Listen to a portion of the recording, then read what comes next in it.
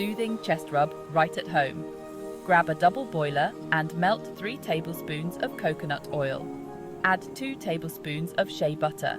And don't forget 1 tablespoon of beeswax. Stir until everything's perfectly blended. Now, here's where you can customize.